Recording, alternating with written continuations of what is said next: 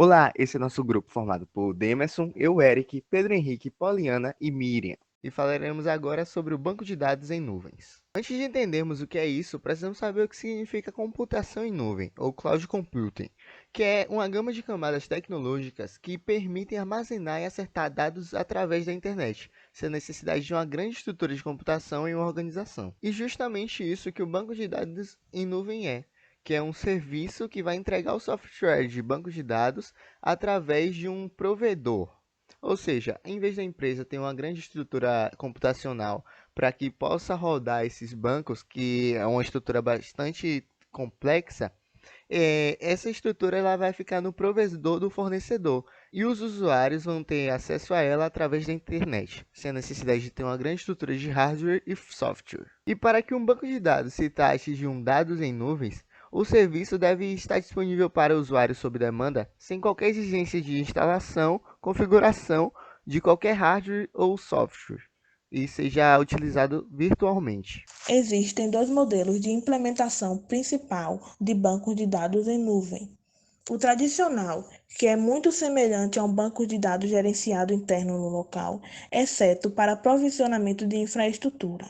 Nesse caso, uma organização compra espaço de máquina virtual de um provedor de serviço de nuvem e o banco de dados é implementado na nuvem. Os desenvolvedores da organização usam um modelo de DevOps ou uma equipe de TI tradicional para controlar o banco de dados. A organização é responsável pela supervisão e gerenciamento de bancos de dados.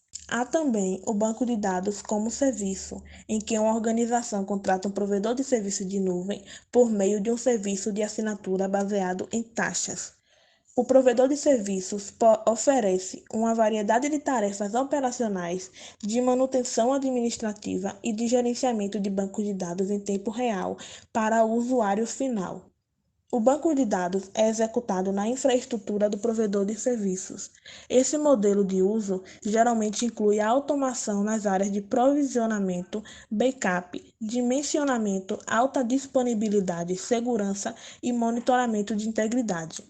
O modelo de DBAS, que é o banco de dados como serviço, fornece às organizações o melhor valor, permitindo que usem o gerenciamento de banco de dados terceirizado, otimizado pela automação de software, em vez de contratar e gerenciar especialistas em bancos de dados internos.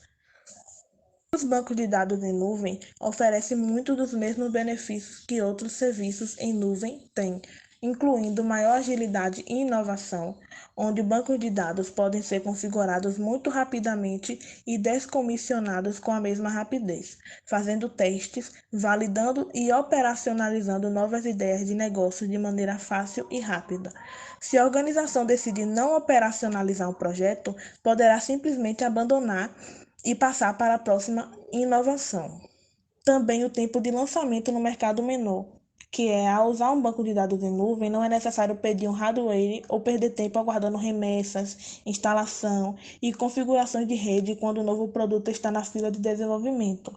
Ou seja, o acesso ao banco de dados pode estar disponível em poucos minutos.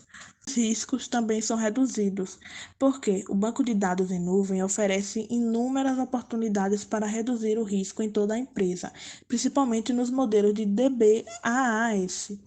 Os provedores de serviço de nuvem podem usar a automação para aplicar as melhores práticas e recursos de segurança e diminuir a probabilidade de erro humano, que é a causa principal do tempo de inatividade do software. Os recursos automatizados de alta disponibilidade e os acordos de nível de acesso podem reduzir ou eliminar a perda de receita devido ao tempo de inatividade. Além disso, a previsão de capacidade não é mais um problema importante ao implementar projetos porque a nuvem pode ser um conjunto infinito de infraestruturas e serviços just-in-time. O último dos quatro benefícios de um banco de dados em nuvem são os custos reduzidos, porque os modelos de assinatura de pagamento por uso e o dimensionamento dinâmico, eles permitem que os usuários finais provisionem para o estado estacionário e logo em seguida aumentem a demanda de pico durante períodos de maior movimento e também diminuam o dimensionamento quando a demanda retornar ao estado estacionário. Isso é muito menos custoso do que manter esses recursos internamente, onde as organizações precisam comprar servidores físicos para atender a demanda de pico, embora possam precisar de recursos de picos apenas em alguns dias por trimestre. As empresas podem economizar ao literalmente desligar os serviços quando não for necessário. Elas também podem reduzir custos executando iniciativas globais com investimento em infraestrutura secundária. Em muitos casos, a automação de software em nuvem toma o lugar dos administradores de bancos de dados de alto custo, reduzindo assim as despesas operacionais e eliminando a necessidade de recursos internos dispendiosos. O site que nós escolhemos para poder realizar a hospedagem é o site do Heroku, um site gratuito que possibilita aos seus usuários criarem links para gerar um banco de dados em nuvem e ficar hospedado. Isso tudo de forma gratuita e completamente prática. Para começar, esta é a interface do Heroku, onde nós temos de forma extremamente intuitiva, apesar de estar em inglês, indicando como se começar, que é através da criação de um novo aplicativo que pode ser dado por este botão central na tela ou através dessa barra na direita em cima escrita New, onde nós podemos optar por criar um novo aplicativo ou criar uma nova pipeline. Nós vamos criar um novo aplicativo, que é o nosso objetivo aqui. Escolher uma região, infelizmente nós só temos duas opções, que é os Estados Unidos e Europa, que limita um pouco, mas dado o que o site oferece, isso se torna um detalhe não tão grande assim a ponto de incomodar. A adição de pipeline é algo opcional, na qual o usuário determina se ele irá utilizar ou não a adição. E aqui nós temos a barra para preenchimento do nome do aplicativo, na qual fica de escolha do usuário, desde que ele possa estar apto. Como, por exemplo, se eu digitar Banco Cloud como nome, ele vai estar apto. Do contrário, em outro caso, ele pode dar não apto, basta o usuário refazer o nome até que ele passe. Dessa forma, nós vamos dar seguimento, clicando aqui em criar o aplicativo, onde nós vamos ser jogados para essa interface, já na barra Deploy, mas na verdade nós vamos vir aqui na barra Overview, a primeira da esquerda, e nós vamos estar vindo aqui em instalação dos add-ons, e vamos vir nas configurações deles. Aqui nós podemos tanto utilizar o botão de pesquisa ampla para poder estar vendo todos os tipos de opções para a criação do banco com base nos aplicativos de criação de banco de dados, ou nós podemos simplesmente voltar naquela parte e digitar o que nós desejamos. Como proposta das aplicações disponibilizadas para fazermos o trabalho. Aqui nós vamos estar utilizando o Postgres, que o próprio Heroku ele possui uma opção dele, que, como podemos ver e salientar, é importante que ele é de graça, completamente gratuito.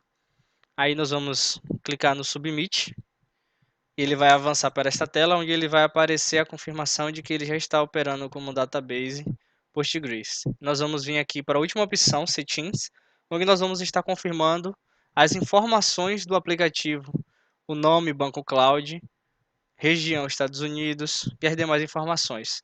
Mas o que vale a pena aqui e que nos interessa são essas configurações aqui, onde nós vamos estar abrindo para ver os detalhes dela. E aqui, este link disponibilizado contém as informações necessárias que nós vamos estar utilizando para a criação do nosso banco de dados em nuvens, né, através da aplicação. Nós vamos estar inserindo aqui esse link num bloco de notas para melhor organizar, como eu já deixei previamente aqui organizado para ganhar um pouco de tempo. A informação do hostname é toda essa informação depois de arroba até antes dos dois pontos. Nós vamos estar separando ela aqui. O username é esta primeira informação. A database é a última. informação contida no link. A senha ou password é esta parte aqui.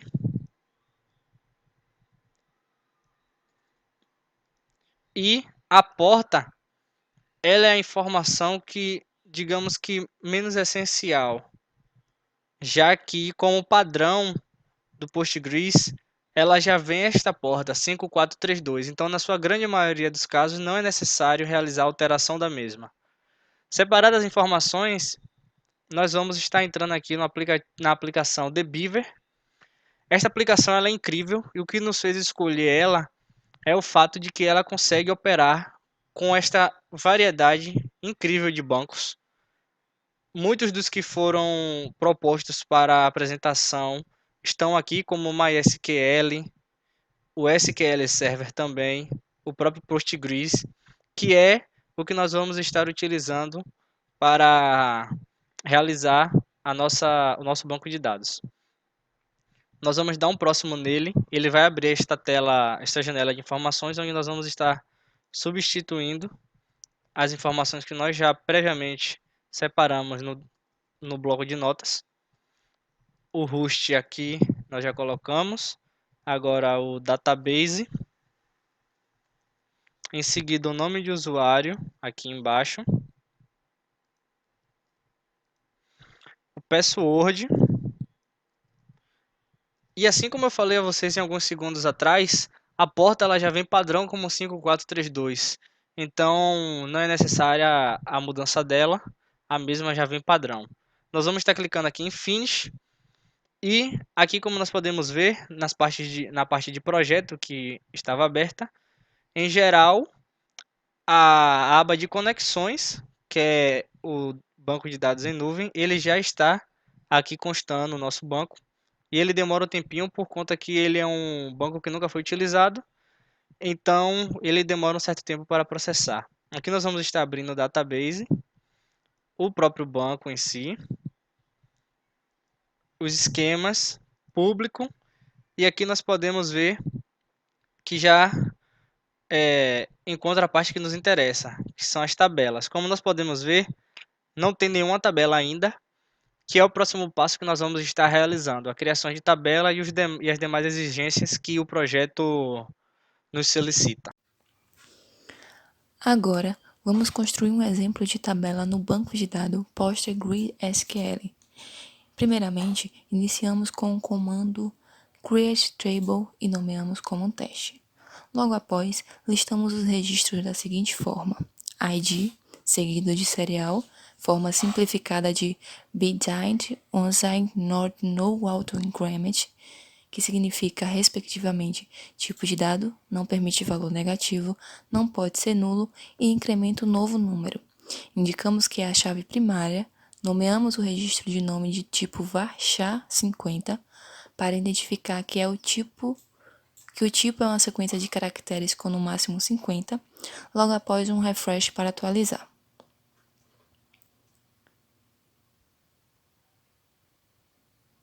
Em seguida, adicionamos o insert into para adicionar na tabela teste o valor desejado.